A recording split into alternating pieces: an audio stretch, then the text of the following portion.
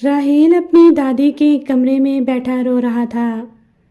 اسے روتے دیکھ کر اس کی دادی سخت پریشان ہوئیں اور اس سے پوچھنے لگیں، کیا ہوا بیٹا؟ اتنا کیوں رو رہے ہو؟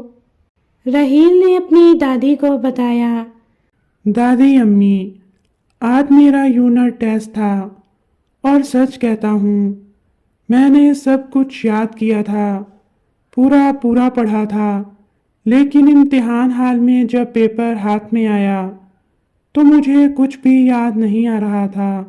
میں سب کچھ بھول گیا تھا۔ سب بچے لکھ رہے تھے سوائے میرے۔ میں نے اپنا پورا پرچہ خالی چھوڑ دیا۔ اب میں فیل ہو جاؤں گا۔ اتنا کہہ کر راہیل دوبارہ پھوٹ پھوٹ کر رونے لگا۔ اس کی دادی نے اسے کہا، راہیل بیٹا چپ کرو۔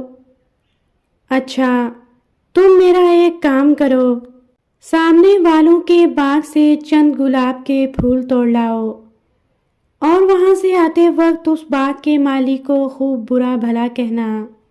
راہیل نے حیرانی سے اپنی دادی کے چہرے کو تکتے ہوئے کہا، دادی امی، اگر میں اسے برا بھلا کہوں گا تو پھول دینا تو دور، وہ مجھے مار مار کر وہاں سے بھگا دے گا۔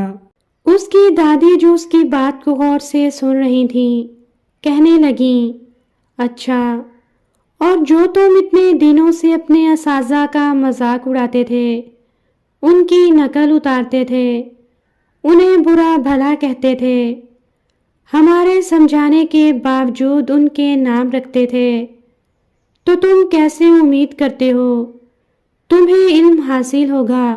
راہیل اپنی دادی کی یہ بات سن کر بہت شرمندہ ہوا اور کہا، دادی امی، واقعی مجھ سے بہت بڑی غلطی ہو گئی جس کی مجھے سزا ملی، لیکن میں آپ سے وعدہ کرتا ہوں اب میں اپنے اساتذہ کا احترام کروں گا۔